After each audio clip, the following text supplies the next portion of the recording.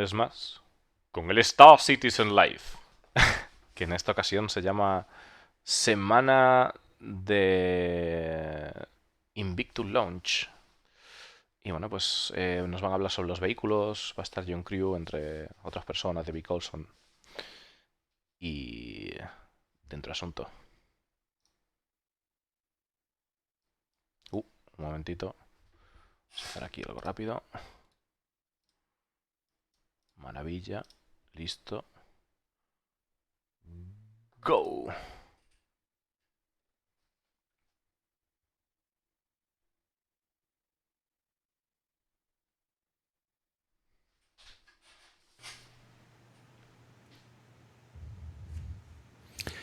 Hi, everybody. Welcome to another episode of Star Citizen Live, Invictus Launch Week Vehicle Q&A.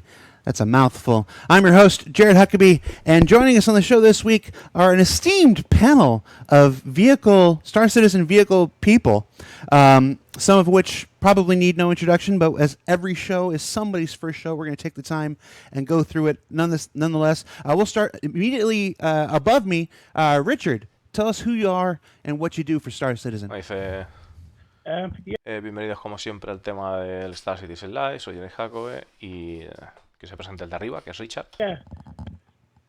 Yeah. So I'm the product owner of the vehicle experience team. So I'm responsible for the vehicle experience, the tuning side of the ships, and the weapon balance and the targeting and stuff. So. El responsable del balanceo de armas, el apuntado de las armas. All right. And then immediately counterclockwise, Dave Colson, who are you and what do you do? So I'm a gameplay programmer and the product owner of the vehicle feature team. We work on all the vehicle features and gameplay features for vehicles, pretty much. Okay. O sea, hay que hacer características de vehículos y trabajar en básicamente características de vehículos. And last but certainly not least, immediately to my, what is this, right? John Crew. Hi, my name's John. I'm the vehicle director, and we do this thing. We do this thing? I'm the vehicle director, and I look after the vehicle experience team, the vehicle feature team, the vehicle tech team, and the two vehicle content teams. Digamos que es el que está por encima del resto, ¿no? de equipos de vehículos.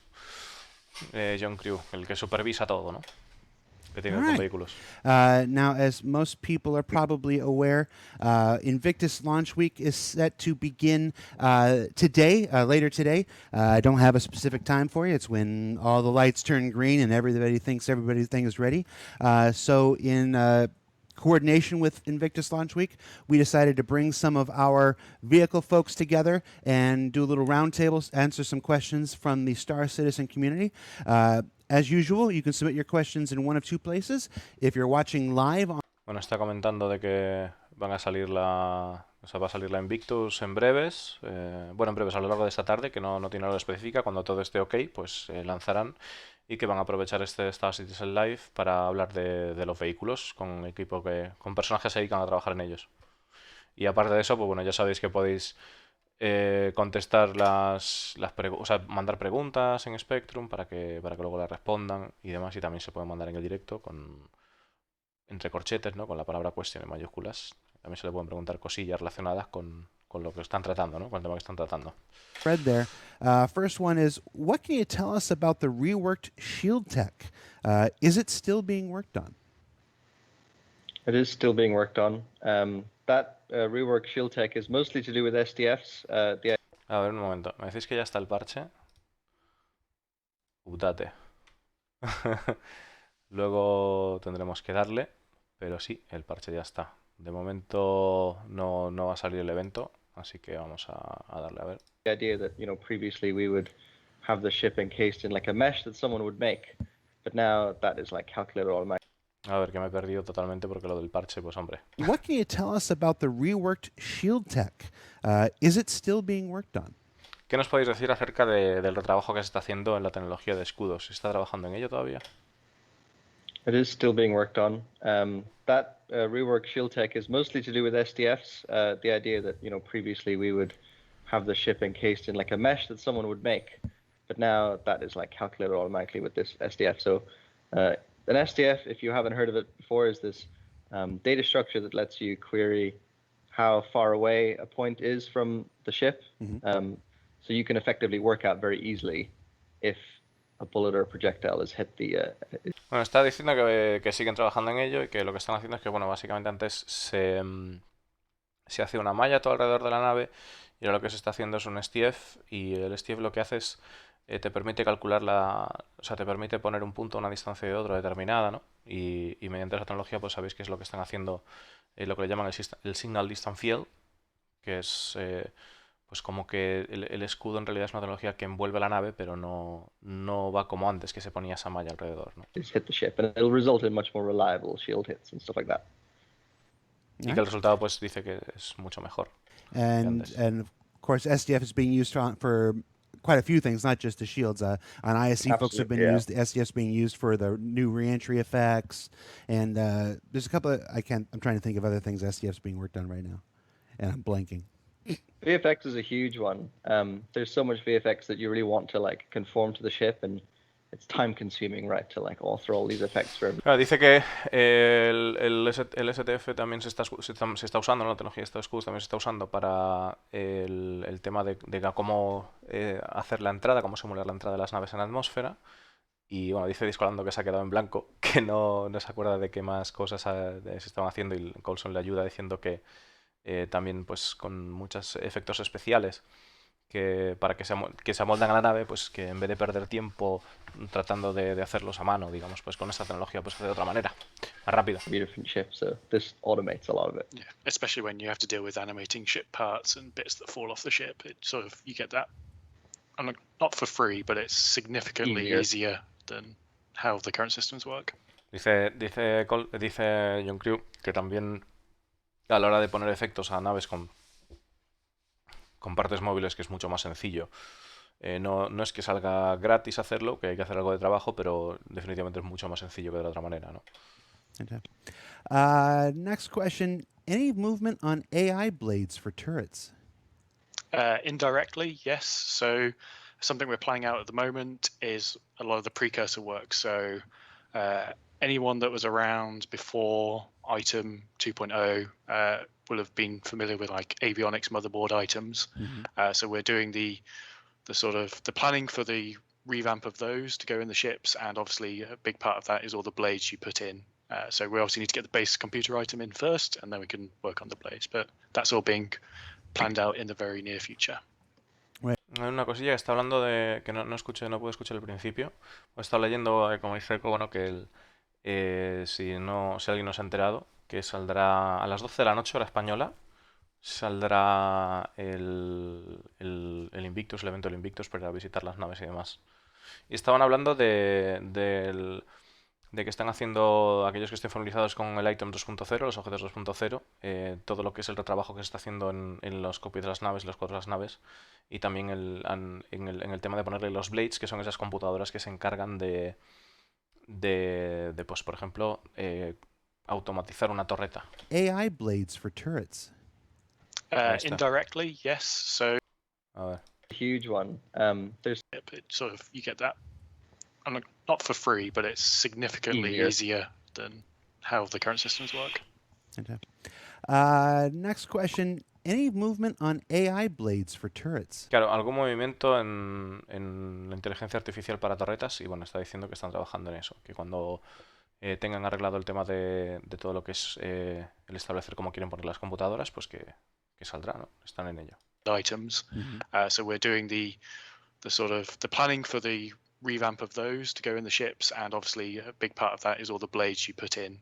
So we obviously need to get the base computer. Claro, están haciendo el relanzamiento de todos los componentes nuevos, de todo el aparato nuevo, ¿no? que van a tener las naves para ser voladas y demás, y toda la información que recibe el piloto. Y pues una de las partes también es el tema de las computadoras, de planear dónde colocarlas y demás. Computer item in first, and then we can work on the blades. But that's all being planned out in the very. Todo lo que son retirar componentes, las naves, poner componentes y todo eso.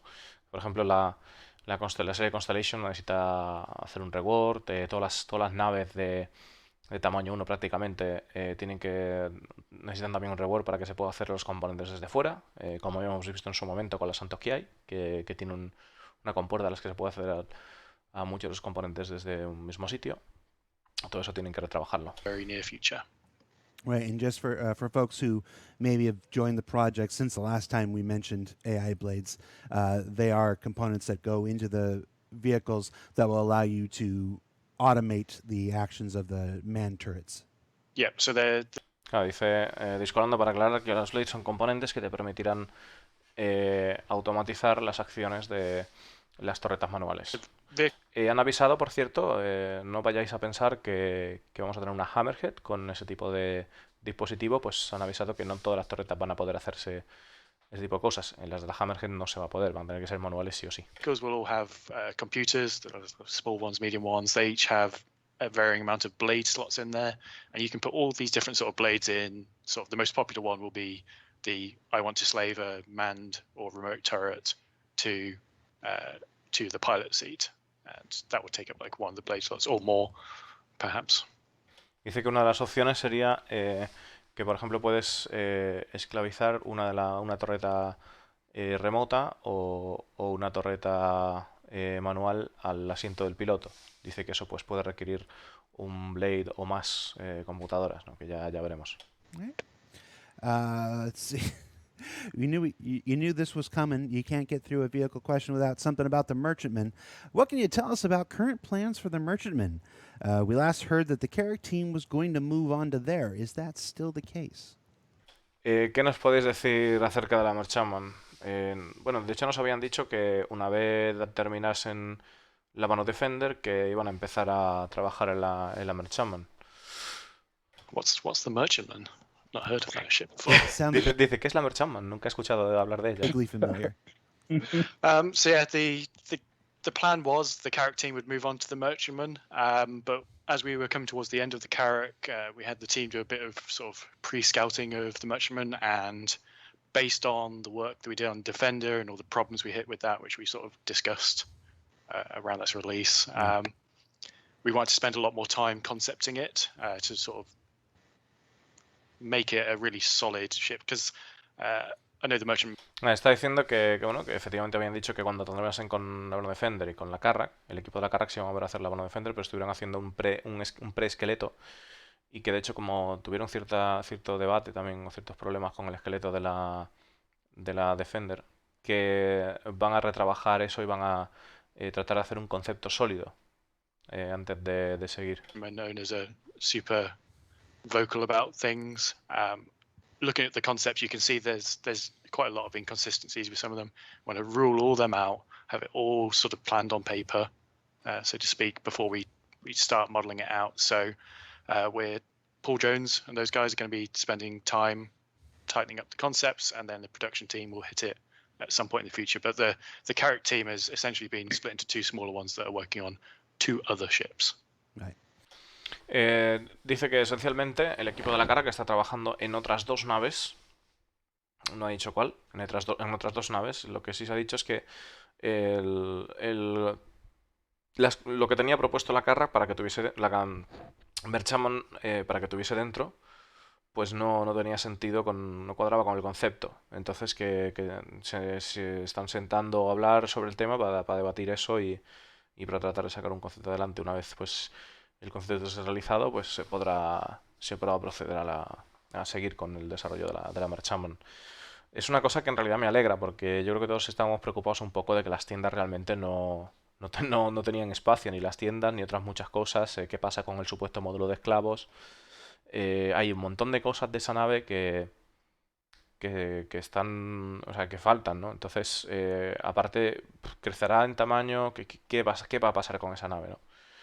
La verdad es que es una nave muy, muy, muy querida por la comunidad, yo creo, en general. Y bueno, pues tendrán que esmerarse. Y creo que lo van a hacer, ¿no?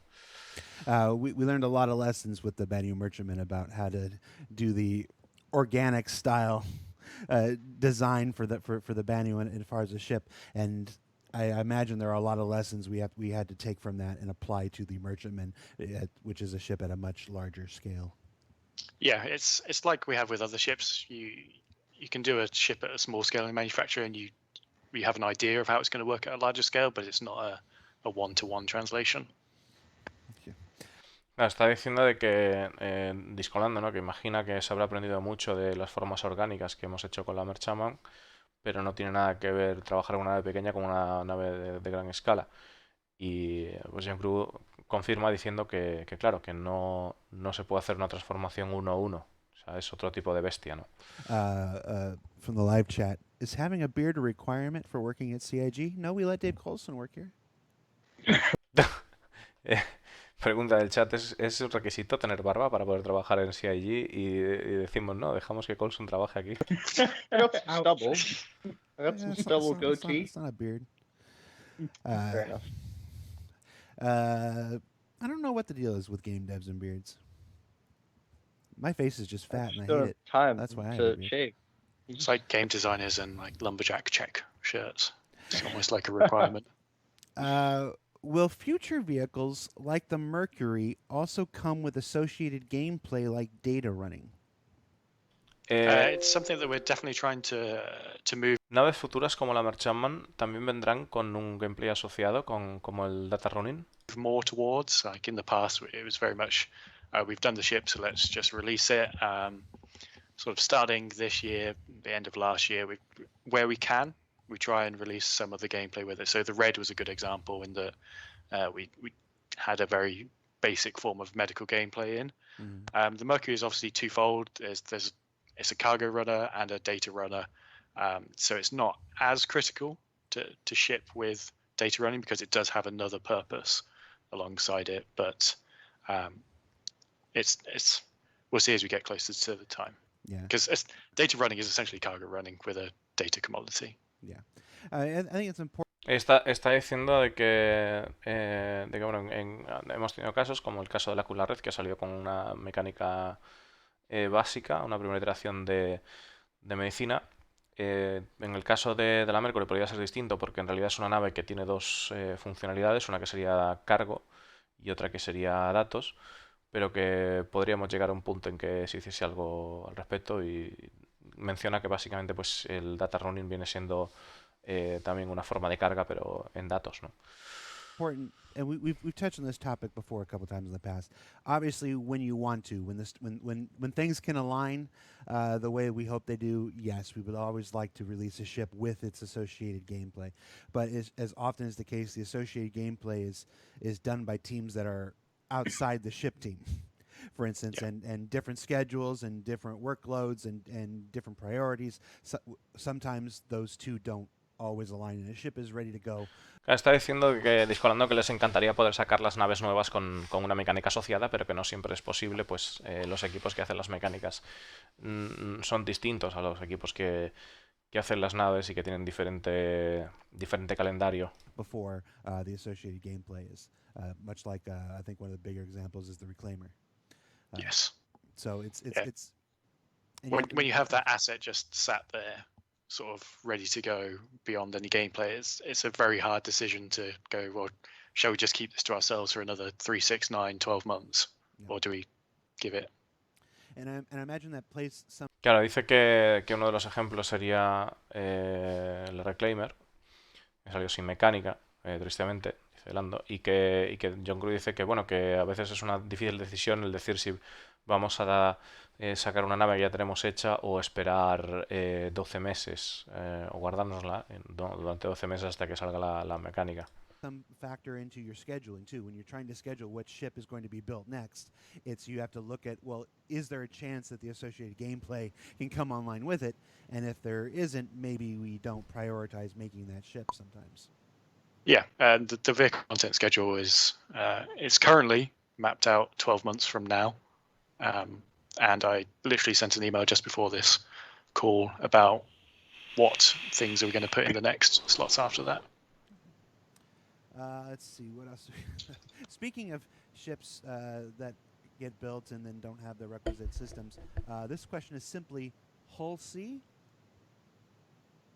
Yeah. Hull C is... Bueno, dice que la pregunta siguiente es simplemente la Hull C. Yeah, there's a lot of technical obstacles to that. Some of them we're actually making progress on. Like you need docking and stuff for the whole sea to be useful. And yeah, John can speak to all of the other stuff. There's just so much technical hurdles to get that ship out. Yeah, so docking is obviously a big one, which we're handling on the vehicle side. Dice que le comenta a Coulson que hay mucha tecnología asociada a esa nave y que claro que es algo complicado. Una de las más importantes, dice John Crew además, que es el docking y que lo están resolviendo. Then the other things really are having multiple physics grids in a ship and having vis areas and area shapes scale dynamically at runtime. So area shapes are basically just a markup that we can use to define a room's volume. So how much or how large a room is, so you can have the audio tied to it, to the air tied to it, and vis areas control the visibility in those areas. The engine assumes they are always static and they never change. All you can do is you can turn on and off a portal to look in or move in and out of them. Obviously, the whole sea has this big section that expands in the middle, so these rooms have to dynamically scale at runtime, which is something the engine never designed to do.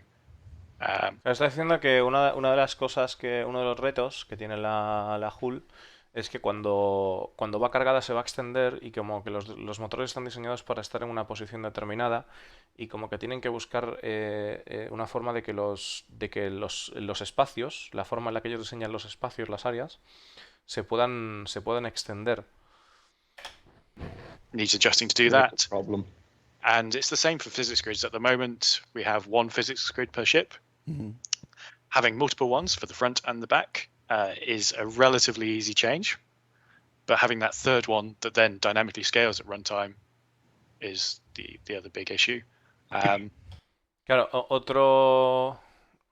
sea, es que para ellos sería fácil el tener digamos, dividir la nave en dos partes, tener un volumen en la parte de adelante y un volumen en la parte de atrás, pero luego tener uno en el medio que se vaya escalando con el tiempo, que eso es otro tipo de problema distinto.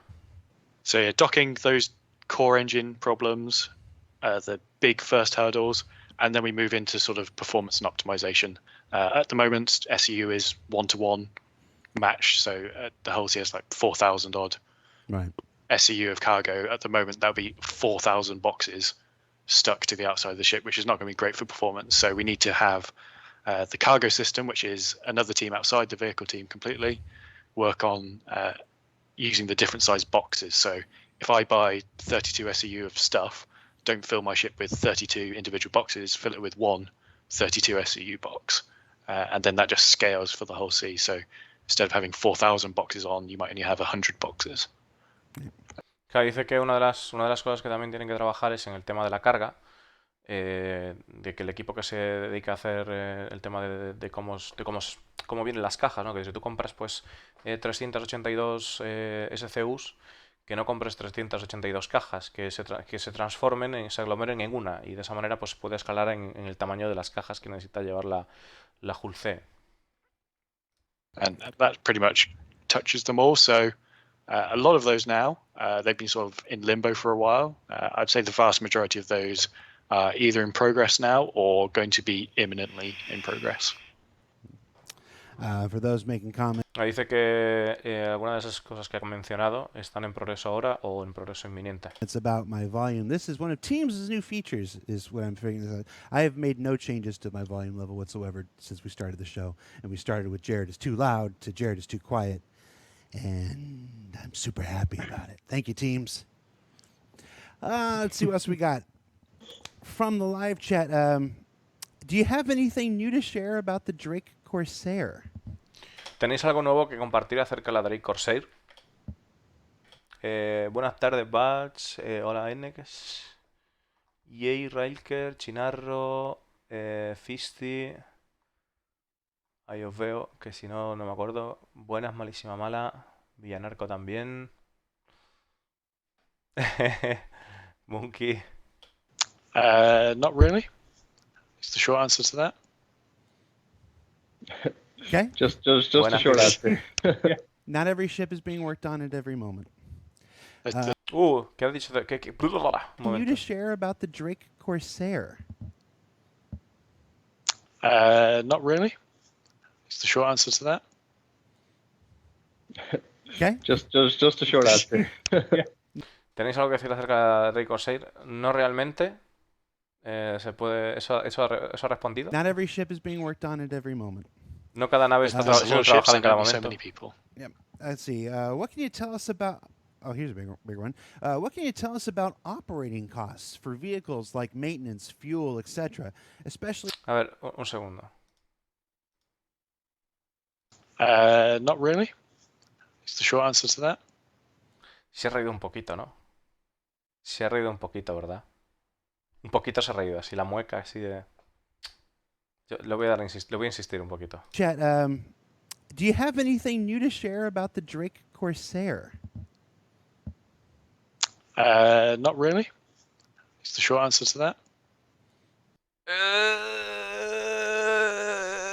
Y el Colson se está partiendo, y este también, hilando...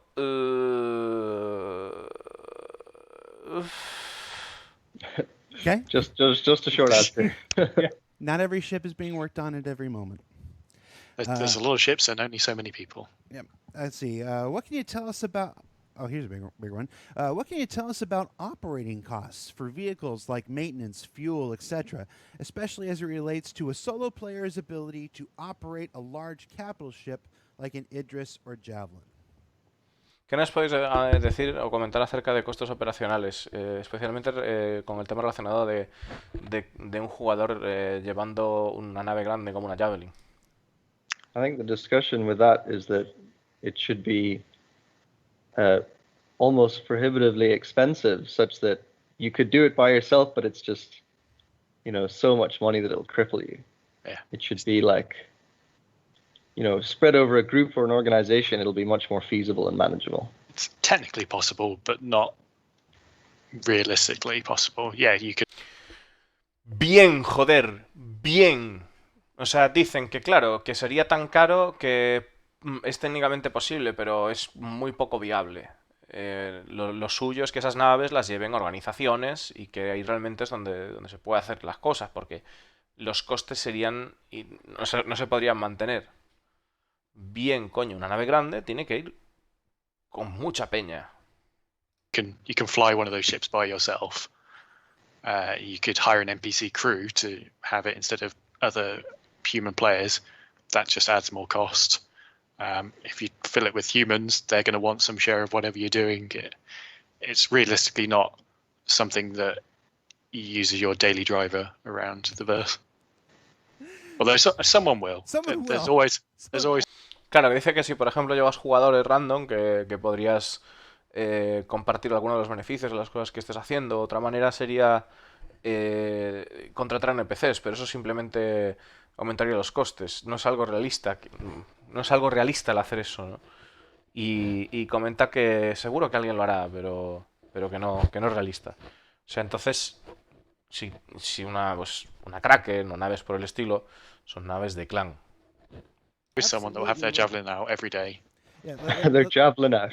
It'll be my daily driver when it's out. I have this image For of about 5 seconds. someone going to the groceries in their javelin, parking outside Tesco's or something. Let's not kid ourselves. There will be some magnate who corners the market on Quantanium or something and is a Star Citizen billionaire, and they will, just as a matter of status and a matter of effort and a matter of I'm going to do it the hardest possible way, they will be solo operating a Javelin out there, and it will happen. But for the amount of effort that it will take, by all means. Yeah. Claro, dice que si hay un magnate del Star Citizen o algo de eso, o que si alguien pues quiere hacerlo de la manera más difícil posible, que podría haber alguien que operase eso, pero que realmente necesitará más manos para llevarlo. And I know that because that's exactly the type of player I was when I played MMOs. Let's see, what else do we got here? What can you tell us about vehicle customization? Components, AI blades, tuning, etc. It's been a while since we've heard anything. ¿Qué nos puedes decir acerca de la personalización de las naves, componentes, tuneado, blades y todo el tema? It's all still planned, that sort of those customization elements. I mean, that people will obviously have components in game that they can customize now. There's going to be more of them. There'll be more variety of them. AI blades we talked about a few minutes ago.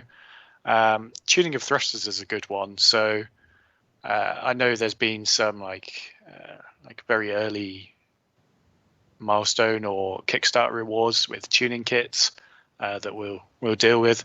But something that we do want to do is have like different thruster sets for ships, which I don't know if Dave and Rich want to. Yeah, we've touch done on. a huge amount of the prerequisites. Claro, está diciendo John Crew que sabe que con algunos packs de Kickstarter se vendieron modelos para tunear y demás, o accesorios para tunear, pero ahora mismo pues que está el tema de componentes y de que pues vendrán más componentes en el futuro, se van a poder poner blades y también pues una de las cosas que están ahora sí pendientes es el tema de que se puedan personalizar los impulsores de maniobra y que Coulson nos va a hablar un poco de ello ahora. Requisite work to support that, and we're pretty much there in terms of like the core vehicle system actually being able to do that.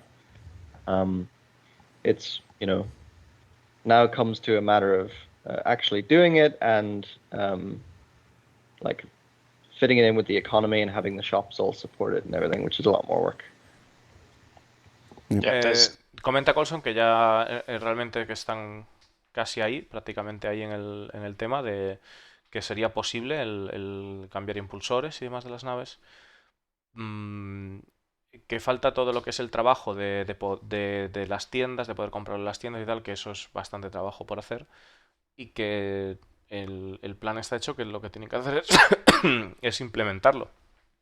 There's definitely plans in the very near term to have at least one ship support having two different thruster sets that you can purchase in game. It's not to mention as well that obviously having multiple thruster sets doubles or almost doubles the tuning work on the flight balancing of that ship, because now you have to make sure that ship works in a reasonable capacity for two different configurations.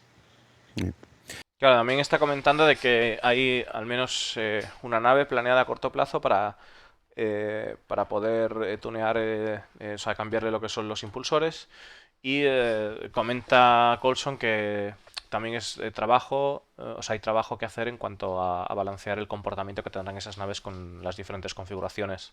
I think the ability to customize ships is, beyond just one of the current topics is paint and stuff like that, but being able to go through and fully customize your components and swap out, everything that you possibly can, making a ship your own is one of those hallmark aspects of Star Citizen. Those things that we. Claro, dice Lando que el tuneo va más allá de cambiarle simplemente de color a la nave, que una de las marcas, uno de los objetivos que hay para Star Citizen es que hacer o darte la posibilidad de que puedas hacer la nave tuya, ¿no? Que realmente sea tu nave por la personalización que le metes, impulsores, componentes, etcétera. We've been talking about for a while, so that's one of the things that really excites me about our future is being able to take a merchantman or a Mercury or even an Aurora and be like, this it's an Aurora, sure, and there are 1,000 of them in the verse, but this one is mine.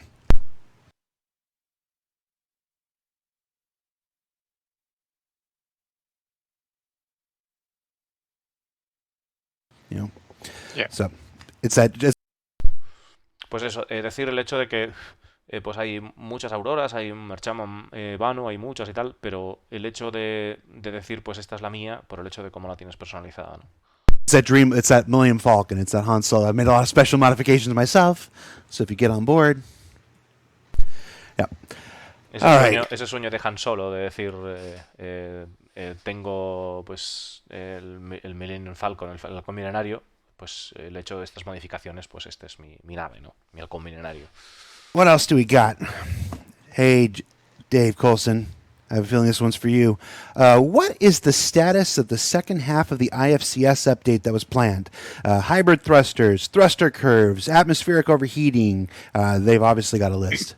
This person's been paying attention. So they have, and the exciting news is that I think everything that you just said, Jared, is pretty much ready to go for 310. Obviously, that we need to like finish it and put the fine tuning on it, but we've been reviewing it and making sure it's ready to, ready at a reasonable standard, that we are happy releasing it, and all of it we're pretty much happy to go. So there's ¿Cuál es el tema? Pues para las nuevas implementaciones del IFCS, modificación de curvas, comportamiento de naves, pues en entrada en atmósfera, todo eso.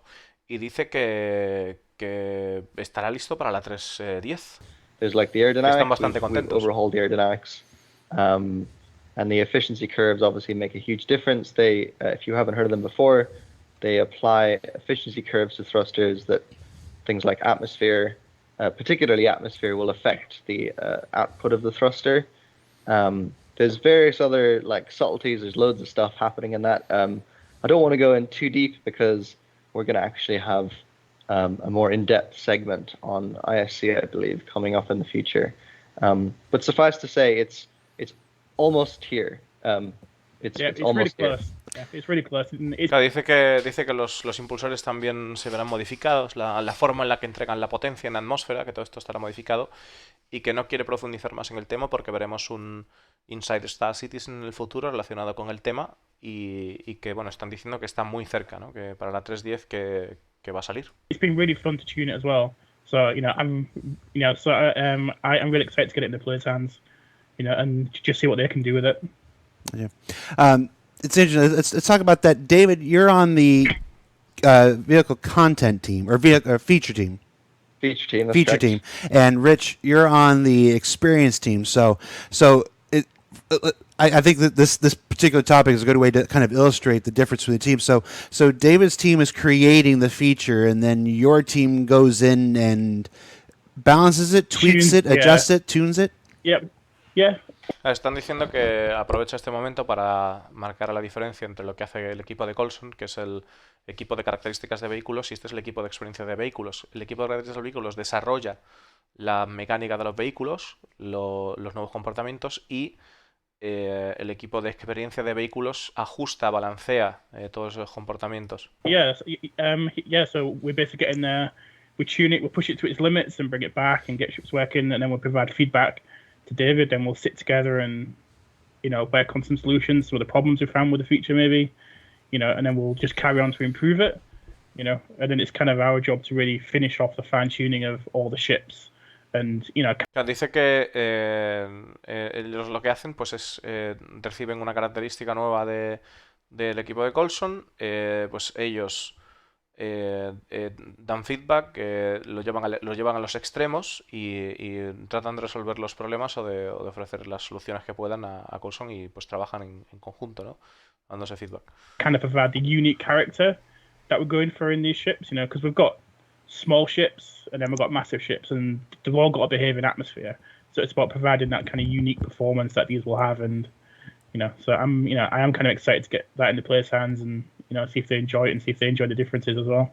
The big advantage we have. Está diciendo de que claro, de que hay naves pequeñas, naves grandes, y cada una, pues dependiendo del tamaño, pues tienen diferentes comportamientos en la atmósfera, y que vamos a disfrutar de esas diferencias, ¿no?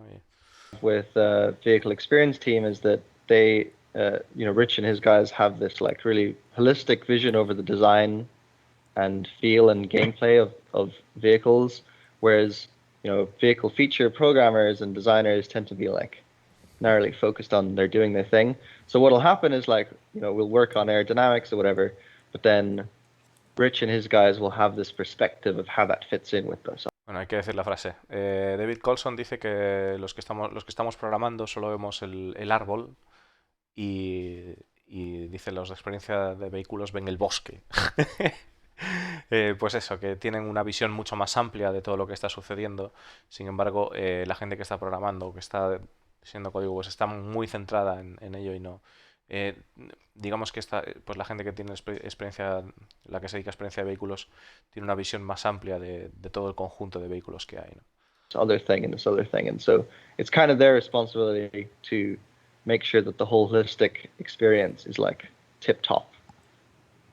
Es importante, ¿no? que el equipo de experiencia vehicular esté, porque eso asegura de que la experiencia general de todos los vehículos sea tip top. Así lo ha dicho. Cool. Yeah, and before the event happened, the two teams are literally sat next to each other in the office, so it's very collaborative. It's not like one team does something, sends it off to another floor in the building, they play with it, send it back. Everyone's all just sat together, collaborating on it. Normally. Yeah, normally, well, we're basically just on teams at the moment, having lots of calls all the time, which is very different, but it's working pretty well for us. All right. Next question's another single worder. Redeemer? It's a lot of ¿Qué pasa con la Redeemer? these single question. Well, I'm surprised the thread wasn't just every single ship ? we've done this before, and that has happened before. Yeah, true. Redeemer. So all I'm going to say is I would highly recommend people to check out the Invictus launch week when it's live, especially the Aegis days, and go look in the. A ver. Gracias por el follow, que me he distraído un momento. Surprised the thread wasn't just every single ship ? We've done this before, and that has happened before. Yeah, true.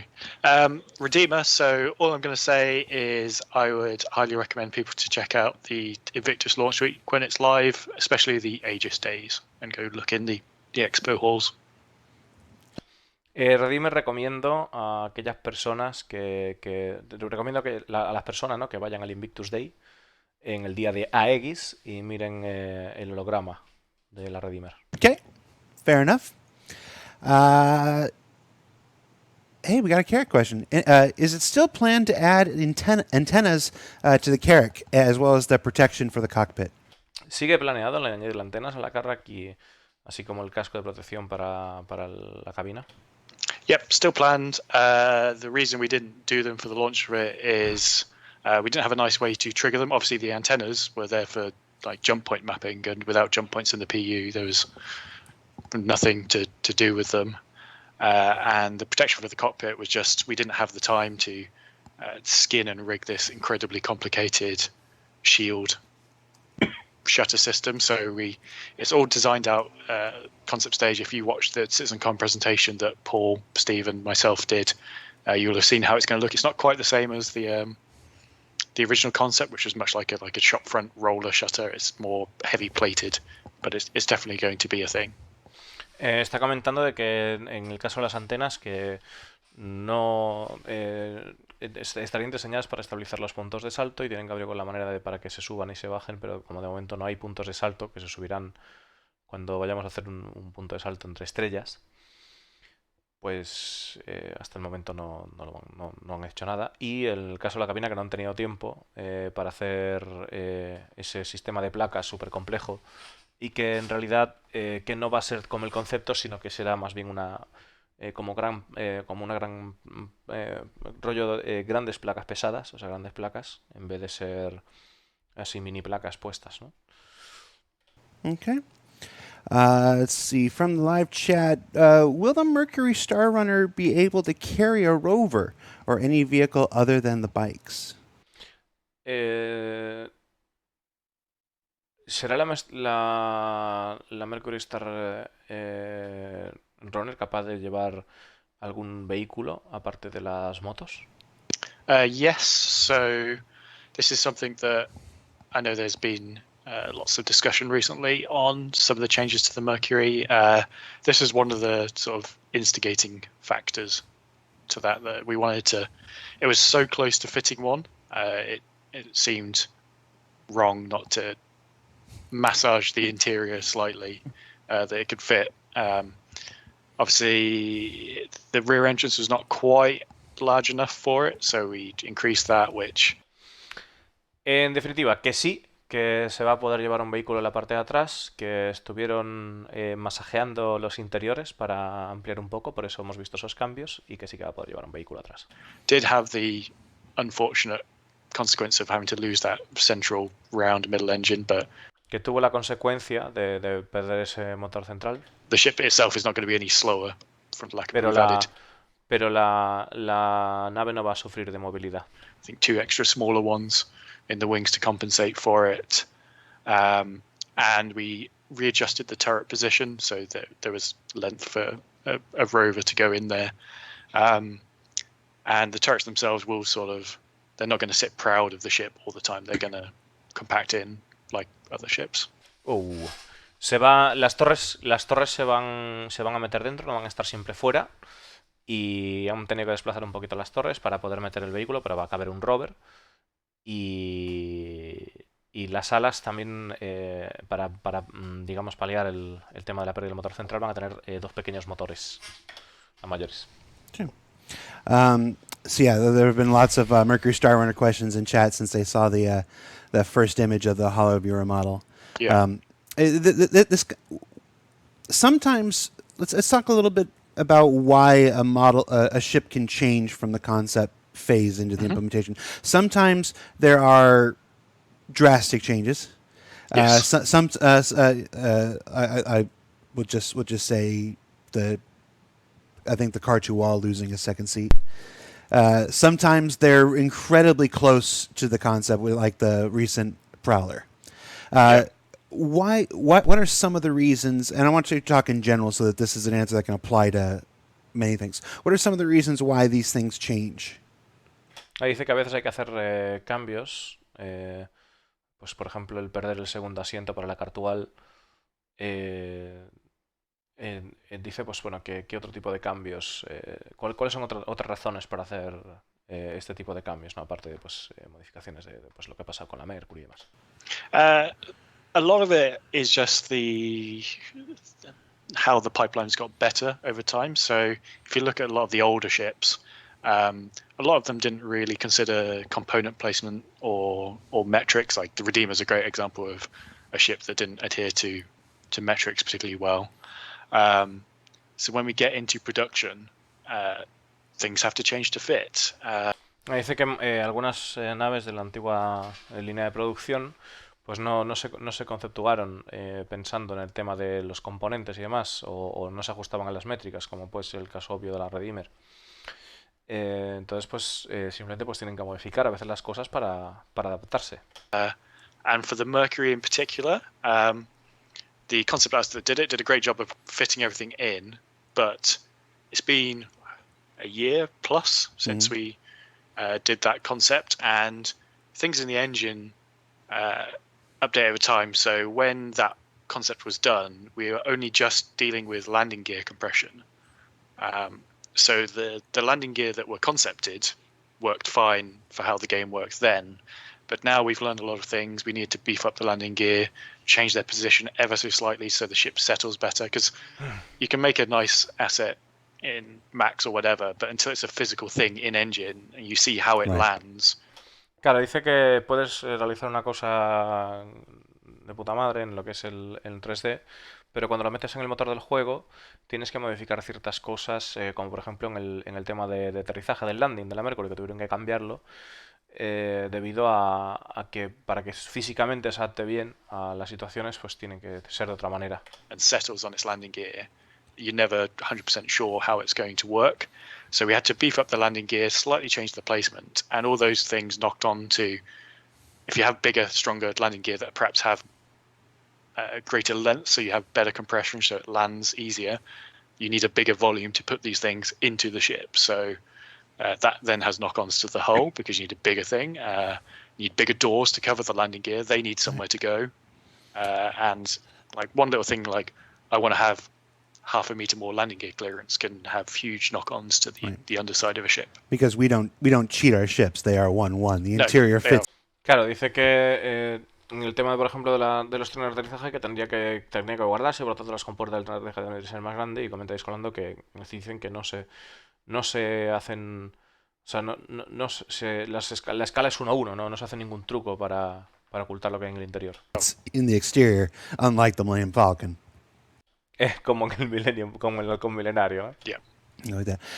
I would also have to imagine, I don't say this with any information, this is just a question, I have to imagine the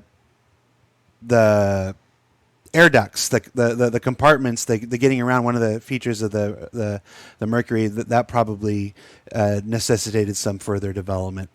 Just getting players to work, getting the player model to crawl through there and stuff. Yeah, I would think so. Yeah. All right, let's move on. Bueno, imagino que el tema todo lo que es la mecánica de los conductos de ventilación por donde los jugadores se meten necesitará un poco más de desarrollo. Y dice, sí. Seen a couple Vanguard questions. Do you think the Vanguard series urgently needs a revision to its weapons? It is currently a ship with little firepower in relation to its role as a heavy fighter and a military escort. Dice que creéis que la Vanguard pues necesita más poder de fuego debido a que no es capaz para poder encajar en el rol que desempeña de escolta pesada. According to this person. Would you agree with that? What do you think? It's probably one of my favorite ships, the Vanguard, and I think it fits pretty well with the weapons it's got. I mean, it's got a good balance of weapons and missiles. I disagree saying it's got little firepower. Yeah, because it's got quite a good kill, kind of ratio in the PU, really. Yeah, it's like looking at the analytics in AC and PU, it is top 3, top 5 at worst, patch to patch on the amount of kills it gets. I can see it's not ideal because it has the mix of fixed and gimbaled weapons.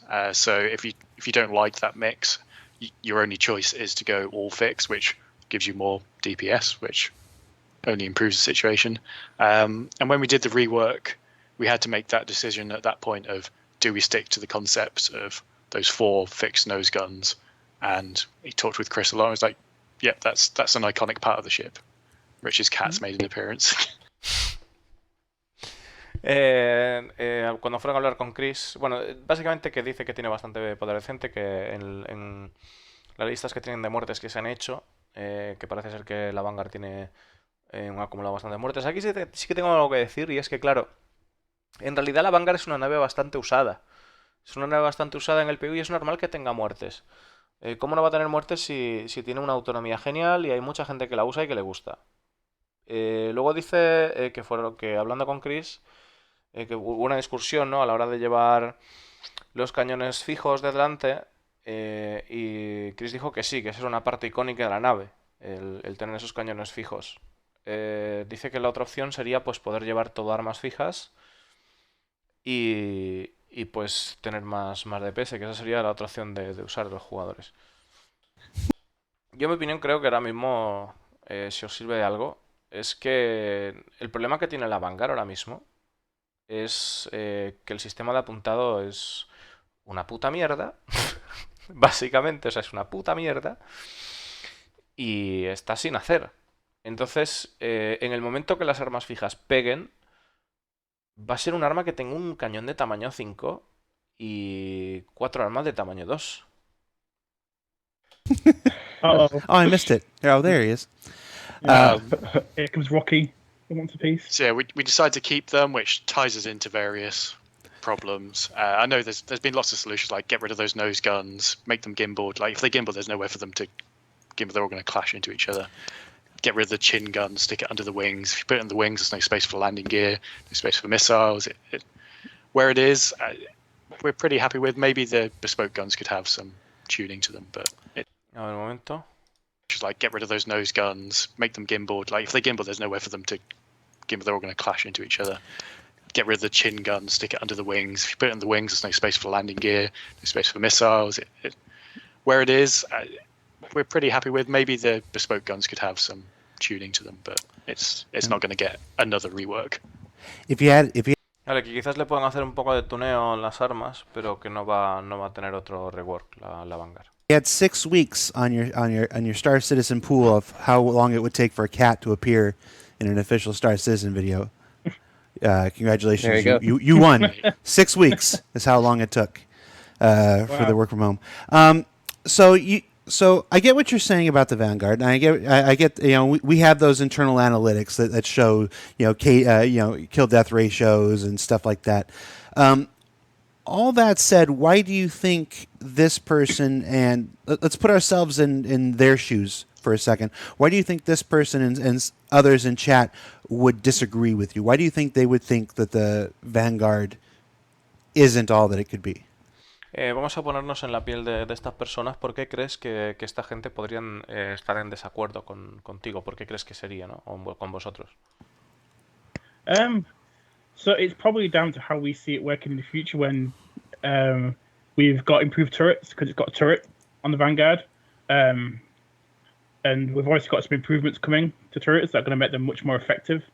So that's kind of where we see it going. So although it's perfectly reasonable, I think, probably to feel it's probably not as powerful, that in the future, when we have a much improved turret experience and they're much more balanced towards actually working and be able to shoot rivals, I think that's kind of where we see it going in the future.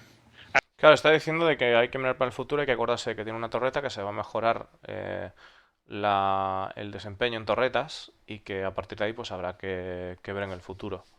Pero creo que con los nuevas mejoras pues sí que va a haber tema. And there's always the wild card of when a new ship comes into the game and upsets the meta.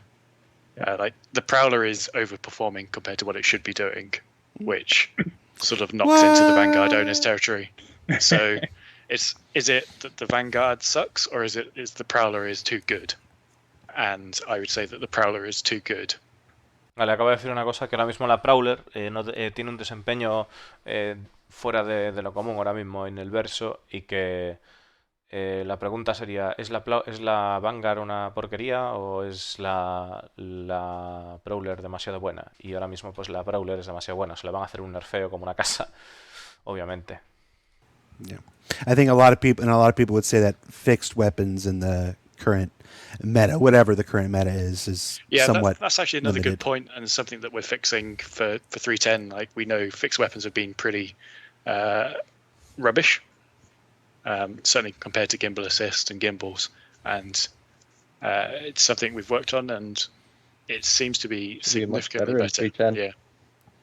Están hablando de que van a hacer mejoras para las armas fijas de cara a la 310, y que ahora mismo es bastante cutre el comparar armas fijas con gimbal, pero que para la 3.10 pues están trabajando en eso, y que pinta que hay una mejora significativa. It'd be a viable choice now between the two. And Richard, I'm not going to say this to pick on you, but you're the one who brought it up, and I've got to.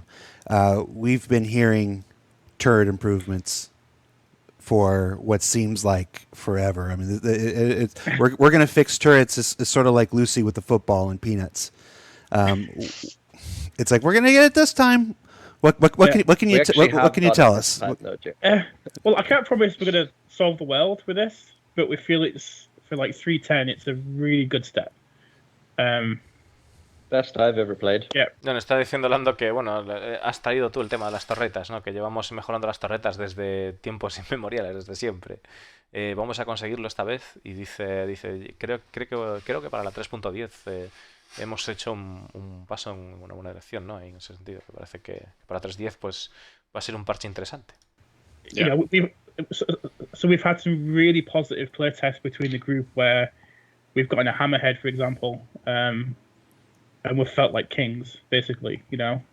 So, and that wasn't possible before. We had one person flying a... Dice que estuvieron volando en una hammerhead y que se sintieron como reyes con el nuevo sistema de torretas. Hammerhead, and two people in the turret. So one was in the top turret and one was in the side turret, and we were just constantly spawning waves of AI, and within about 5 minutes we'd killed 50 people just with turrets, which... Dice que con el nuevo sistema de torretas pusieron una persona en la torreta arriba y una persona en la torreta lateral de la hammerhead, y en 5 minutos se cargaron a 50 NPCs. Is pretty unheard of with how turrets have been, and there's a whole slew of turret improvement. It's not just one thing we've done. We've pretty much reworked them from the ground up, and I believe we'll be doing. If we're not doing an ISC episode on it soon, that there is going to be a sort of a post detailing a lot of the combat and flight changes for 310 that will come before 310. that Cool. will. Si no hay detalles en un Inside Star Citizen, ¿habrá algún post anunciando los cambios que están por venir para la 3.10 en cuanto al combate? Que hay muchos cambios que han hecho. Explain it all. Explicando todo. Sounds good. From turrets, we'll go to another big question mark over the years. The Constellation Taurus is the last from the Constellation series to be finished. Compared to the speed with which other ships in the series came into play, is there a specific problem related only to the Taurus? It's time. ¿Hay algún tipo de problema relacionado con la Taurus? Porque no sale, ¿no? ¿Qué pasa con la Taurus? To get those conspiracy theories out the way of the Constellation Taurus. There's nothing really particular that's stopped it beyond other ships have taken priority. At the end of the day, it's another cargo ship. We have cargo ships in the game already. It's more work than it seems to do it because it has exterior hull geometry changes and significant interior changes. Unlike the Dice que no es una cuestión de que haya conspiraciones o algo así en torno a la nave, sino que simplemente pues hay otras naves que tienen prioridad, que simplemente es otra nave de carga y que ya tienen bastantes naves de carga en el juego, aparte de que hay cambios significativos en la geometría exterior y también en los interiores. The Phoenix, where the changes were sort of constrained to one central section of the ship, the Taurus has that second secret cargo area in the front and the extended middle section, so there's a lot of work there. Está diciendo que la Taurus no es como el caso de la Phoenix, que tiene lo que es la parte de atrás y ya está, sino que también tiene cambios en la sección media, donde hay un lugar para esconder carga. Interesante. When it comes to do we finish the Taurus or do we get the Prowler in game or do we get something else in game, the poor Taurus always seems to lose out. But it is back in the schedule. When we're confident of the release date, it will go on the roadmap, and all the Connie variants will be closed out. There's no secret entire rework of the Connies on the cards. Yeah. Dale, que dice que pues eventualmente pues la podrán poner, anunciarán la liberación y ya pues todas las Connies estarán listas, ¿no? Dice que también aparte que también tiene que trabajar en la sección media, como alargarla un poco o algo así, que es más larga que el resto de Connies. A ver cómo sale. You touched on something that I want to make sure we clarify. Earlier in the show, you mentioned that we've got our roadmap of things that we are working on over the next year, and then you just mentioned that when we believe we can release the Taurus, it'll go on the public roadmap. And yes. It's an important distinction I think is worth pointing out again. The public roadmap is our anticipated releases, not the schedule of things that we're working on at any given time. So we are, as folks will see with the recently revealed G12 and stuff like that, we are working on things that are not on the roadmap. The roadmap is a list of. Está hablando lo que es el roadmap. Discolando dice que el roadmap es una publicación donde se ponen las cosas antes de liberar, donde se anuncian las próximas liberaciones de las cosas que están creando, no en lo que están trabajando. Lo que están trabajando no está en el roadmap. Expected or anticipated releases, or publishes, or whatever word you want to use for that. Let's see, docking. What can you tell us about docking? Is the whole docking stuff going to be universal, or is it just certain ship types to certain ship types and stations? Give us a primer on. Acerca del docking, ¿qué nos podéis decir va a haber ciertas naves que puedan acoplarse solo en ciertas estaciones o qué nos pueden decir de eso? Docking. So docking requires ports on the ships to match up. So we're planning on two different effectively metrics or like shape sizes of docking ports that are not compatible with each other. And so if you want to dock one port to another, then they will work. If you want to dock that port to another dock, then it won't. And I think most of the ships already have their docking ports there. I think, for example, the Constellation has the smaller docking port side on the sides, the round one. and then there's a larger docking port size. And then the stations will have docking ports of varying sizes, so that ships, particularly the larger ships that maybe are too big for the landing pads, they will just dock with the Están comentando de que pues habrá diferentes tipos de tamaño de dock, de acoplamiento, ¿no? Y en este caso pues tenemos las esclusas de la Constellation que tienen sus docks y por ejemplo pues podrán acoplarse las estaciones. También habrá un tipo de dock más grande. Podéis ver la Hammerhead, que también tiene otro tipo de acoplamiento distinto. Y que en las estaciones pues habrá sobre todo para aquellas naves que no puedan aterrizar en un gas normal, sí que tendrán acoplamiento, pero diferentes estaciones van a poder, o sea, diferentes naves van a poder utilizar ese tipo de cosas. Tenemos la Cutlass Blue, la Cutlass Red, la Freelancer también tiene docking. ¿Qué más tienen docking? O sea, hay unas cuantas, yo creo, en realidad. Ahora que me acuerde. La Carrack también tiene docking. Bueno, imagino que la Javelin tendrá. La Bengal, supongo que tendrá algo. Hay un montón de naves que van a tener esa funcionalidad. station, particularly rest stops and things like that. But otherwise, yeah, docking is a... La Caterpillar también tiene docking.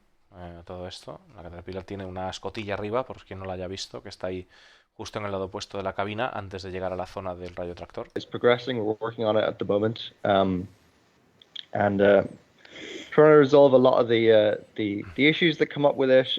There's some, like, shall we say, special cases where, for example, the Merlin docking with the Constellation, that's a special case because it doesn't use either of those two metrics. Right. And another special case is the detachable, like, command pod on the Caterpillar. Mm-hmm. So things like that. I think also the Hull C is also an exception. So we need to kind of work through how those are going to work and how we integrate them with the rest of the system. Dicen que hay naves que tienen excepciones al tema del docking, que habría que trabajarlas más, como sería el caso de la cabina de la Caterpillar, que se separa, o de la Merlin entrando en la Constellation, que no cumple los estándares, que son otro tipo de docking, y tienen que ver a ver cómo la resuelven. De todas maneras, el tema de docking de la Caterpillar yo creo que sí lo podrían ajustar a las métricas que están usando y al estándar. Y dice que también la Hull C, que creo que hay otro tipo de sistema, que tendrán que trabajar en eso y ver cómo pueden resolverlo. Okay. Is there a kind of ship you've wanted to create but haven't been able to yet? I know, John, you fought for ¿Hay algún tipo de nave que hayáis querido crear pero no habéis tenido la posibilidad? that It's a A10. tough question, Jerry. Yeah, for a while. I mean, for literally years, I wanted to do the Space A10, and I was like, no, nobody wants that. I was like, I want that, so let's do it. And finally managed to get the Ares out. So I haven't got a new one that I want to do because that. Claro, dice John Crew que definitivamente quería hacer un A10 del espacio y que pues finalmente llegó la Ares, así que no tiene ahora mismo ninguna otra que tenga en mente para hacer. That took a long time to get through. Yeah. Although it's heartening to know that even you have to fight to get a ship into the game. Yep. The top Yes, of my yes. mind is like older ships. Like I like the idea that our universe has this whole history. Mm-hmm. And I would love to see like some historical ships in the lore of the universe, like kind of showing you how the development of technology has like progressed. That is a very like high flying ambition though, but it just appeals to my sense of like lore in the Right. games universe. Dice Colson que le gustaría ver naves antiguas como mostrando el avance que ha habido de la tecnología con el paso de los años, ¿no? Que tenga que ver con el lore y demás. Like a 57 Chevy or something, like a classic Exactly. version of an existing ship. Como un Chevy del I'm with you. 55 algo así. What about you, Richard? Yeah, so I'd probably go for a mix of an M50 and a mix of the Herald. So something kind of bigger, beefier, with massive rockets on, but that can also really perform as well. You know, just something. Would that be a racing ship? Personally. Yeah, like a racing truck, right? A racing truck. Está diciendo que una especie de... Richard le gustaría tener una especie de mix entre una M50 y una Herald. Y Colson le dice que eso sería como un camión de carreras. Y sí, me gustaría tener un camión de carreras.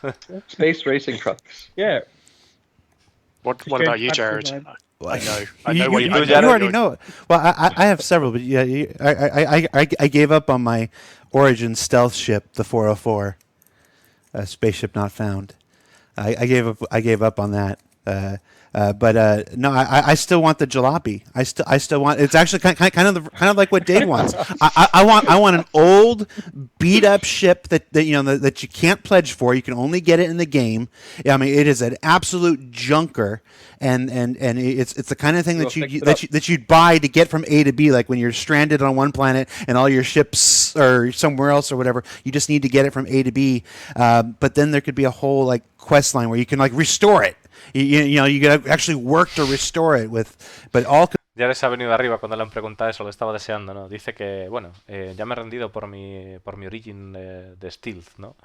Pero dice que le molaría tener una nave que fuese un jodido pedazo de chatarra y que fuese la típica nave que pillases cuando tuvieras todas tus naves en otro sistema y las pillases siempre para ir de un punto A a un punto B, o que hubiera la posibilidad de restaurarlas y que hubiese toda una línea de quest enormes para poder restaurar las naves.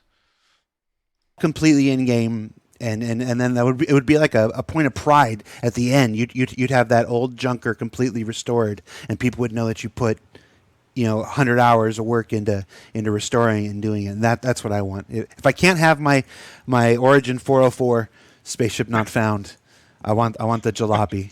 I want the jalopy that people can restore in the game. That's what I want.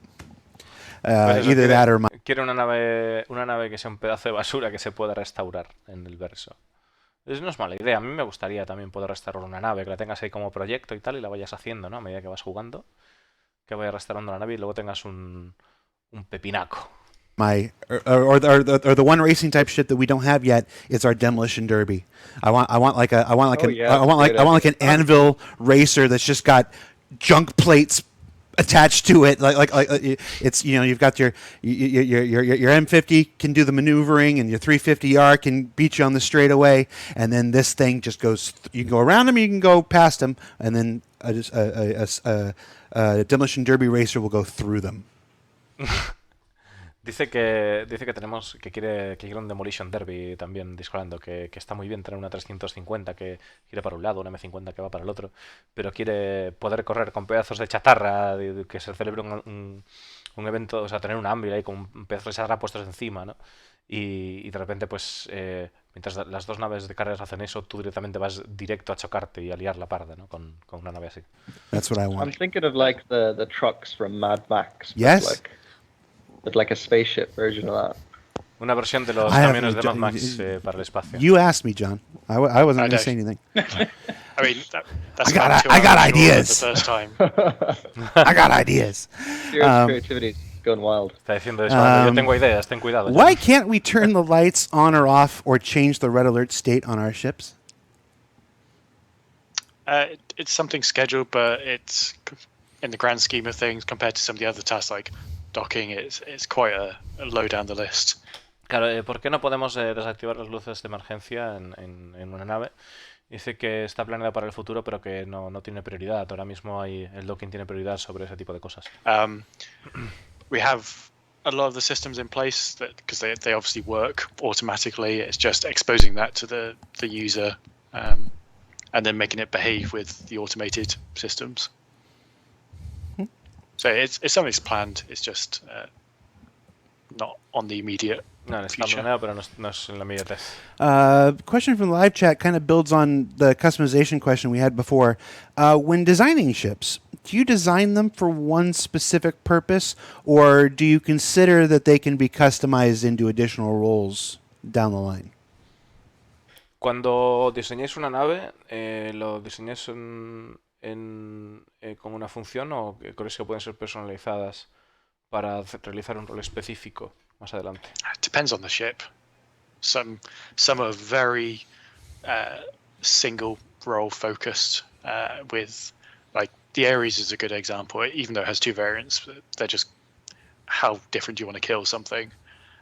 you can't do anything but shoot with the Ares. But other Depende de las naves, ¿no? Por ejemplo, con la Ares tienes dos versiones diferentes de la Ares. Estaría la Gatling y la Laser, pero al fin y al cabo solo dispararías. ships, yeah, we do go, right, how customizable do we want this to be? Do we want it to be very lightly user customizable in that they can just change the components and the weapons, or do we want to go further and talk about module swapping out and things like that? I was gonna say, then you got the other end of the spectrum. You've got the Endeavor. And then there's the Endeavor. The Endeavor at the far end of the spectrum. What ship do you want to attach to your ship? Claro, pero ¿qué quieres hacer? ¿Qué queréis hacer? ¿Queréis personalizar las vuestras naves con componentes o poner modularidad? ¿O queremos hablar de modularidad en naves? ¿No? Y dice Discolando partiéndose un poco en plan de, bueno, pues ahí al final del espectro estará la Endeavor, ¿no? Muy, muy lejos. Y John Crew bromea diciendo, sí, fusionar una nave con otra. Are you looking forward to it? I am. Sorry. Okay, let's see. Any updates on the Mustang Alpha cargo hold? ¿Alguna actualización en el hueco de carga de la Mustang Alpha? It's pretty much one of the same technical blockers as the Hull C, on a wildly different scale in that at the moment we can only have cargo grids inside a physics grid of a ship. Obviously the Mustang Alpha's one is on the outside of the ship, and so is the Hull C. And dice que es la misma limitación que hay con el caso de la serie Hull, que ahora mismo solo podemos tener carga dentro de las naves y que en la Mustang Alpha está fuera de las naves. That system does not currently work when it's not Y el sistema no funciona inside the ship. Cuando no está dentro de la nave. So when we do the work for the Hull C, then the Alpha will get the same support. Okay. I've seen a couple questions about whether the F8 Lightning will be available to pledge for during Fleet Week. F8 Lightning was featured prominently in our advertisements for the Fleet Week. It will not be available to pledge for the Fleet Week. Hablando del F8, si estará disponible para comprar durante la Fleet Week, ha dicho que no estará disponible para comprar. We've made several statements before. We don't intend to make it available for pledge. It's just a military ship with a lot of mystique around it, so we thought it would be fun to use it in the promotional materials, kind of like having the Bengal in the original promotional video for Star Citizen, but there is no intention on making it available for a direct pledge. So no hay intención de hacerla disponible para compra directa. So some of you folks already knew that, but it's coming up in chat, so I want to address it again. Let's see. With all the tools CIG developed, is building and creating ships faster now than it used to be? Con todas las herramientas que ha creado ZIG, ¿se desarrollan naves más rápido que antes? It is definitely a lot faster. I know back when we did the flight presentation at CitizenCon 2948, I think it was, we showed off all the new flight tools, and they have been we continue to improve them. There's new tools for the aerodynamics and all sorts of stuff. And I know there's various other new tools for the other aspects of ships, but I think John mentioned the other day that our ships have also gotten more complicated. So there's more to do, but the tools are definitely light years ahead of what they used to be. Dice que bueno, con las herramientas todas que hay para simular la aerodinámica y todo eso, que es muchísimo más rápido, y como comentaba yo antes, nuestras naves se han vuelto también más complejas, más complicadas, pero definitivamente es un trabajo mucho más liviano para hacer. Definitely quicker. Using the tuning example, when I first started, it was pretty much you open the XML and you look at these 6 set of numbers and you just type some other numbers in there and play it and go, no, that doesn't feel quite right. I'd put you would another have zero to like stop the game though and like respawn the ship. Stop the game, type it in the XML document, restart the editor, go, yeah, that's fine. And then over time, it's got a live update, and then coming out of Excel, and then now we have all the cool tools that Dave's written and Rich uses day in, day out that does it live and gives you all sorts of information. Claro, antes tenían que, para corregir una nave, tenían que escribir en un XML, poner un numerito, salir del juego, volver a entrar, volver a cargar la build y volver a probar la nave, y así sucesivamente. Ahora, con las herramientas que hay, pueden hacer eso en vivo. La diferencia es muy importante. Information. And then on the art side as well, obviously the old way we used to do damage, where you'd essentially model the ship 4 times and as each one went down to 75, 50, 25, 0%, you would swap that part out. Now we have the UV2 shaders. We model the ship pristine, we model some gubbins inside, and let shaders do all the magic in between.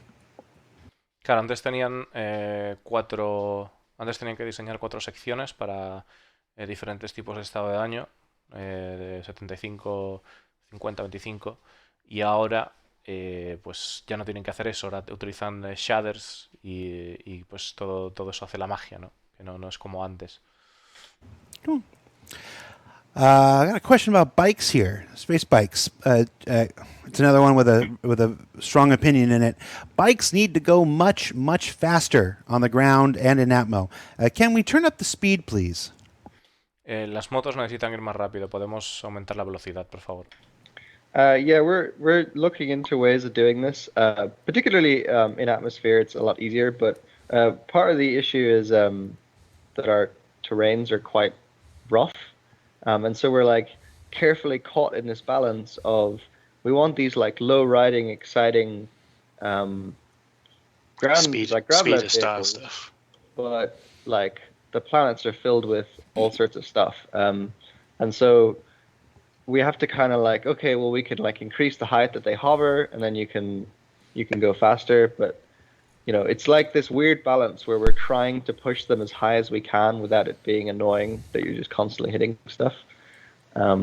It used to be a lot higher when we first did it with IFCS2, and then it was just really annoying, so we had to lower it. But we're trying. We want it to be faster, and we're trying to make it faster. En resumidas cuentas, que sí, que van a hacer que están intentando que las naves vayan más rápido, ¿no? Estaba todo el tema de los obstáculos y antes que no se sentía bien la velocidad, y que definitivamente que van a hacer que vaya más rápido. Have you ever considered just increasing the speed and then going to the environment team and being like, that's as slow as we can make them, guys. You need to clear some of these rocks out. I've tried it. Yeah, we have tried that. And it's one of those weird things as well. Like you get it in the real world. Like if you're driving in a low-down car versus like a SUV, right? We could make you be higher, but you have to go so much faster to get the same sense of speed as just skimming along the ground. We have the same problem in game. So where we are is sort of comfortable-ish. I still we see could probably videos. Go a little bit faster. Yeah. And just let you like have a little bit more, I guess a little bit more responsibility about not hitting stuff. Yeah. And then we'll see what the thread's about. Yeah. John, you make it. Están hablando de, bueno, podríamos dejarnos ir más rápido y daros más responsabilidad a la hora de colisionar con las cosas y ver qué pasa, ¿no? Why we hit stuff. Yeah, you make a good point, though. The higher you make it, the slower it invariably seems. I'm trying to remember the exact. I'm trying to remember the moment I discovered that, when I was just like, I can't remember what it was, though. But I had a real, like, whoa, eye-opening moment a year ago about our speeds, when I thought, oh, they're so slow, and then I can't. Terrible story. I started a story and then realized I couldn't remember it. So we're going to move on. Bueno, está descolando de que, bueno, que a veces la sensación de velocidad, que cuando vas volando bajo, que es otro rollo, ¿no? Y que de hecho que tuve una experiencia con eso y que pensaba que no iba muy rápido, y cuando se empezó a volar bajo, pues que terrible historia. Vamos a movernos a otra cosa, dice. Will vehicle quantum fuel be normalized by tank size rather than a seemingly random number per vehicle? The example they give, the Pisces gets more range than the Terrapin with the same size S quantum fuel tank, using the same quantum drive. It's Vale, dice que hay naves que tienen más quantum fuel que otras, y si será normalizado la cantidad de fuel por el tamaño del tanque que tiene. The range is not purely based on the fuel tank size, though. Like there's more, obviously just the usage rate of the quantum fuel is different for each ship. Mm-hmm. So there's that as a primary factor, but there's various other reasons why it's not as simple as just the fuel tank size, right? Yeah. Dice que el gasto de quantum para unas naves y para otras es distinto, así que no es tan sencillo como el tamaño del combustible del tanque. You've got the drive that factors into it as well. And another thing which sort of gets confusing is the ship matrix, and it sort of says this ship has one small quantum fuel tank, and this ship has one small quantum fuel tank, and eventually we want to have those tanks be physicalized things on the ship you can target, which means they need to not just be a metric box like all of our other components, because fitting them in everywhere, like in a real spaceship, you have it all in the wings, you have it under the floor, wherever you can find space for it. So long term, they'll be bespoke to the ship, and they'll be almost like modeled, so you can see them wrapped around, and it'll be a combination of the drive you have in and the size of the tank, which will be bespoke to the ships. The current system of one size one versus one size one is just a very, very loose approximation of that. Dice que en el futuro quieren fiscalizar los tanques de combustible de Quantum Drive para que además puedan ser objetivo. Y que bueno, que en el futuro van a tener que haber otras consideraciones, como por ejemplo el tipo de motor que estás utilizando, y el tamaño y el tipo del combustible aparte de la nave, o sea que... For the short term. I think in a simpler sense, though, they're saying that the Terrapin is a ship for exploration, and it should have a longer quantum range than the Pisces. And it doesn't. And if there's stuff like that, then stick it on the issue council, and we'll look at it. Yeah. Dice que básicamente que lo que están diciendo es que al final pues una Carrack debería tener más, que es una nave destinada a la exploración y debería tener más quantum, ¿no? que una Piscis, por ejemplo. Más tiempo de viaje, o sea, poder llegar más lejos. This one may or may not be for... This sounds like a physics question, but we're going to ask it. Maybe somebody knows. Can you tell us the technical reasons why vehicles jiggle and fall out of the elevators when trying to load them onto some ships? And can you offer any insight about when this might be fixed? So I do have an answer for this. Okay. How detailed do you want us to go? We've got 9 minutes left in the show. Okay. And still a couple questions to go. Having moving objects at rest on moving platforms is a really hard problem. And obviously physics grid solved this problem for inside ships, but elevators and ramps and stuff, they don't use physics grids. And it's partly because of like the way the physics grid system in vis areas works means that having exterior physics grids kind of has some weird issues. Like the vis areas will cause shadowing artifacts and other issues that we haven't been able to resolve yet. There's also the issue that John mentioned earlier that we can't have multiple physics grids on one ship.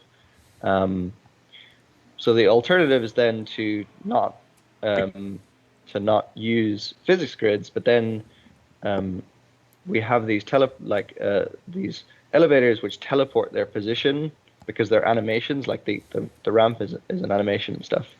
And when you have teleporting objects trying to interact with a physics collision system, the system gets very confused because the objects move in ways that are not predictable to the system. Like if it was just a velocity, it would be predictable, right? And so if you imagine like a really complicated suspension system sitting on a teleporting platform, the collision system gets quite confused. So we either need to like break out those parts and simulate them manually with velocity and everything, or we need physics grids to work in a more complicated way. It's a really hard, really hard problem to get that right.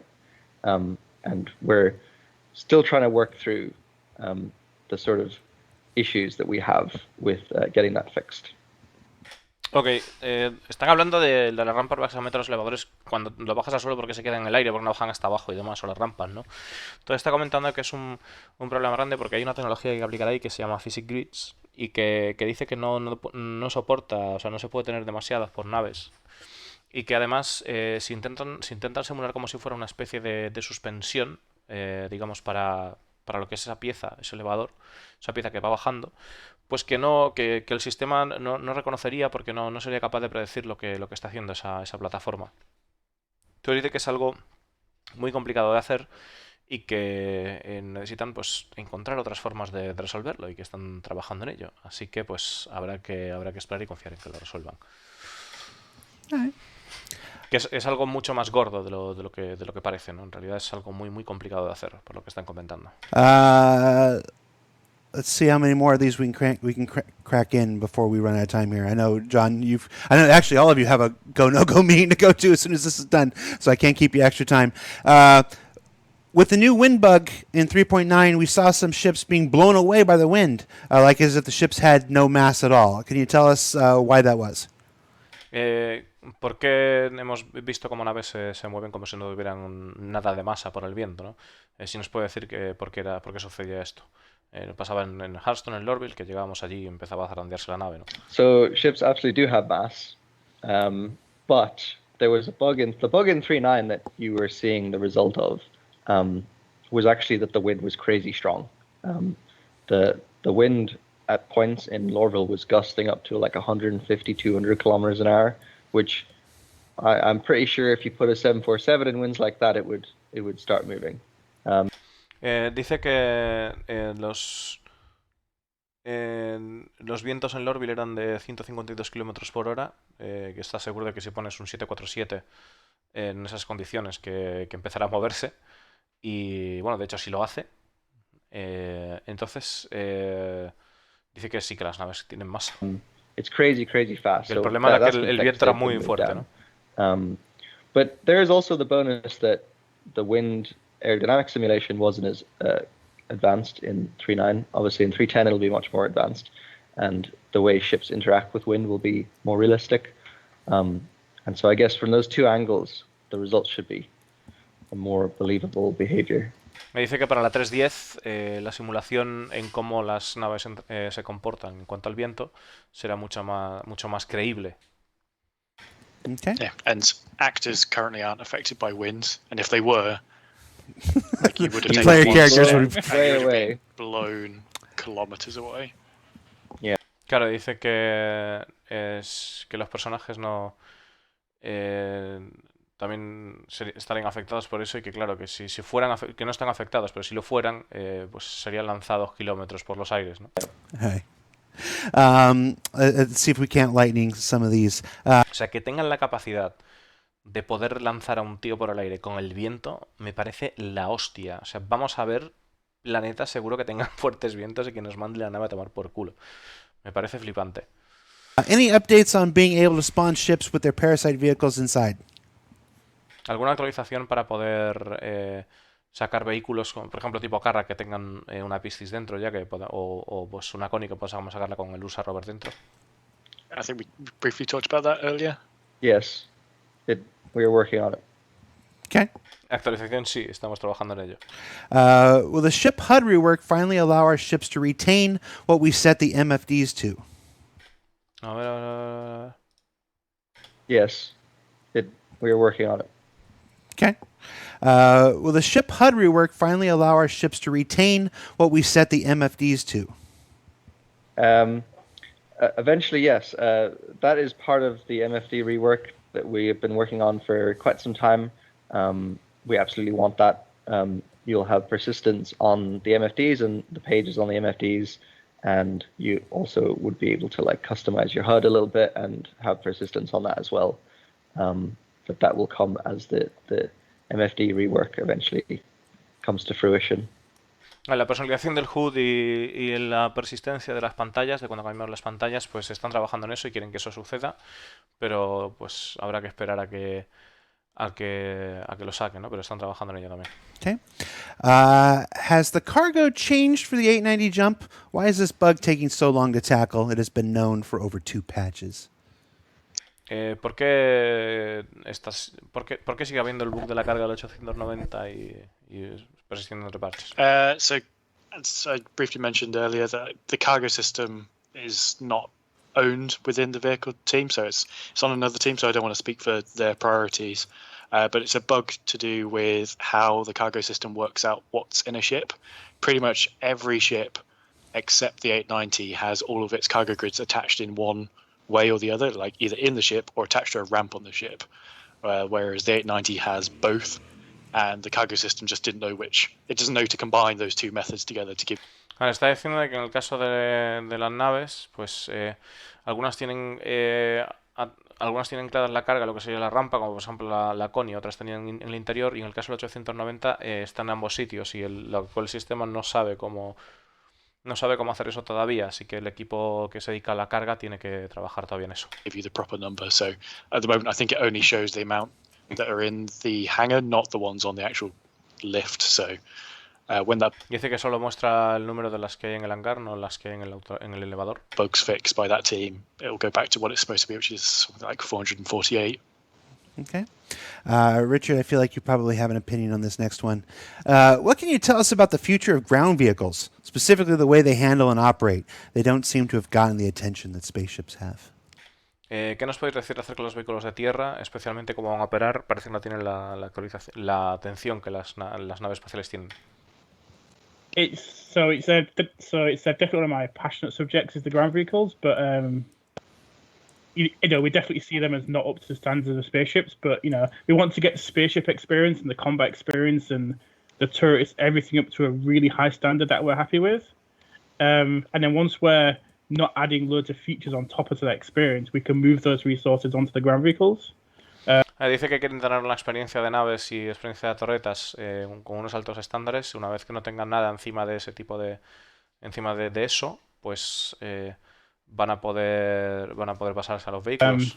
So it's definitely going to be a focus in the future, and we're already in the early design phase of kind of laying out what the requirements of ground vehicles are to build them technically within our engine. So we're already thinking about it. But as soon as we move those resources on, we'll start to see some progress with the ground vehicles. Dice que ya hay cosas sobre el papel acerca de vehículos, de cómo quieren técnicamente que se comporten y demás, o los requisitos técnicos, mejor dicho, y que bueno, que será un foco en el futuro y tan pronto como tengan recursos disponibles se pondrán a ello. Well, Right. which I'm pretty excited about.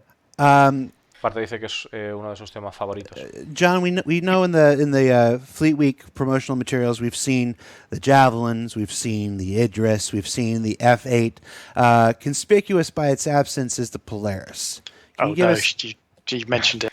Hemos visto pues Idris, Javelin y tal. Si nos puedes hablar algo acerca de la ausencia de la Polaris. Yeah. Can you give us any kind of update whatsoever on the Polaris? Is it even in active development right now? It is not, as of this moment right now, in active development with production artists and designers on it. As I mentioned earlier, the Carrick team had planned to move on to the Merchantman, but we wanted more concept work to do. We're also doing the same with the Polaris to make sure it's in a good enough. Un momento. Artists and designers on it.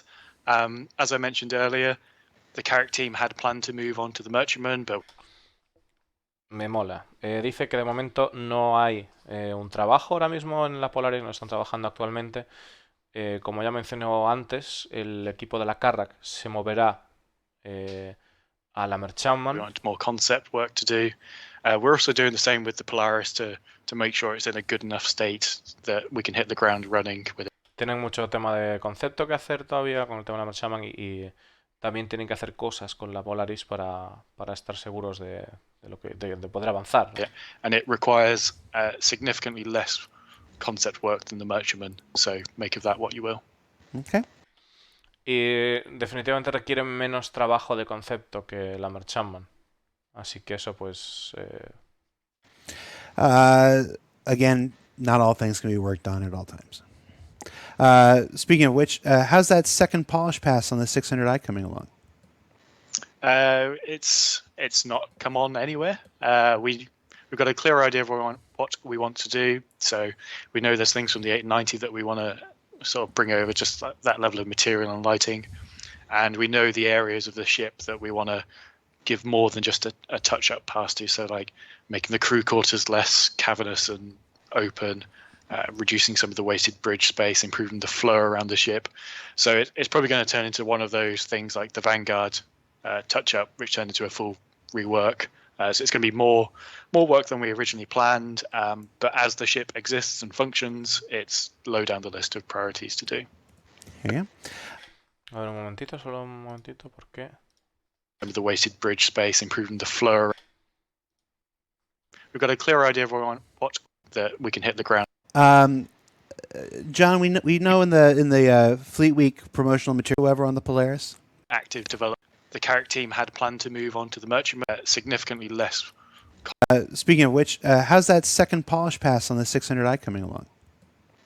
It's not come on anywhere.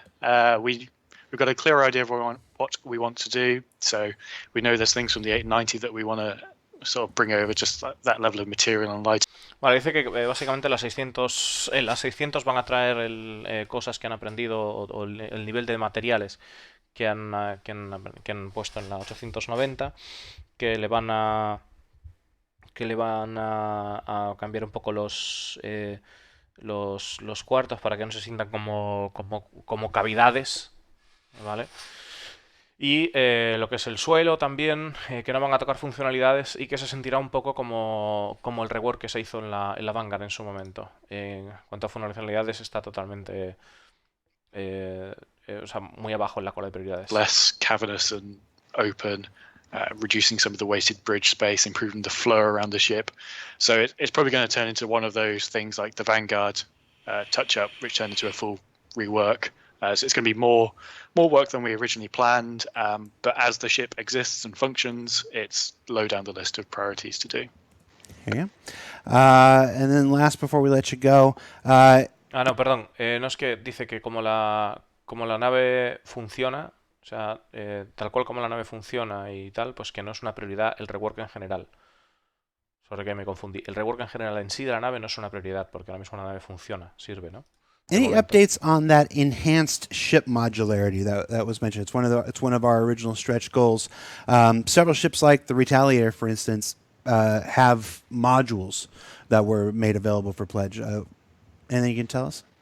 ¿Alguna actualización sobre la modularidad?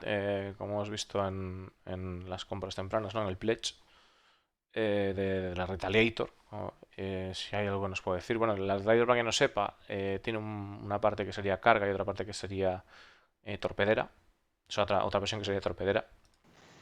So one of the big pieces that is missing for that is the ability to have items attached, items such as the missile racks of the Retaliator inside the object containers of the vehicle, which is essentially the rooms inside the vehicle, attached to a vehicle and all communicating together. So the inside of the vehicle currently doesn't talk to the outside. I think we're going to talk about this more in a future episode of something. I can't remember. Bueno, dice básicamente que ahora mismo tienen que hacer para que el contenedor de objetos de la nave pueda identificar cosas de fuera, que ahora mismo no identifica, porque además sería tener un contenedor de objetos dentro del interior de la nave. Algo así ha dicho, ¿no?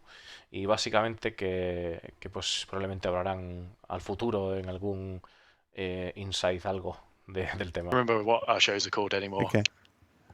Calling all devs, actually. But That's the one. I'll let you finish and then we'll wrap up. Nunca lo será. And Corrigiendo, disparando. at the moment, the missile racks on the Retaliator are attached to the outside of the ship. So if you took away that interior room and put the dropship module in, you just have these two torpedo racks still stuck on there.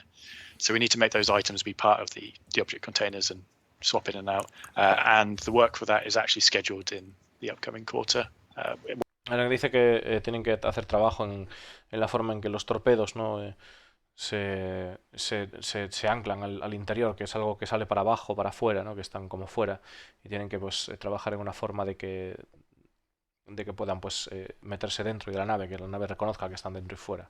Whether it's going to release that quarter is not for me to say now. Yes. Cuando estará listo para liberar, que todavía no se sabe.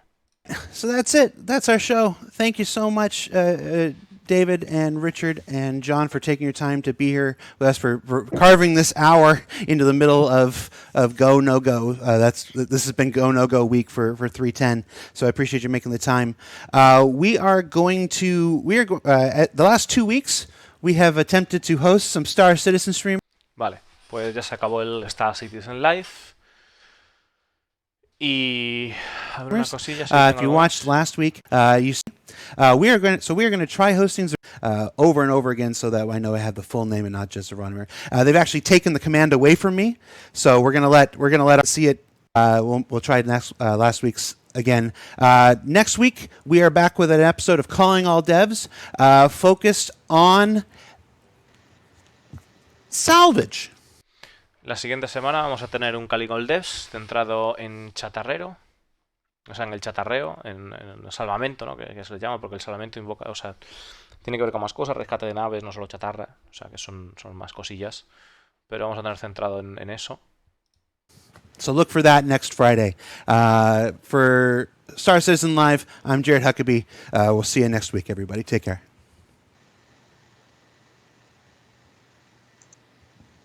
Bueno, pues ahí está. Pues ahí está el Star Citizen Live.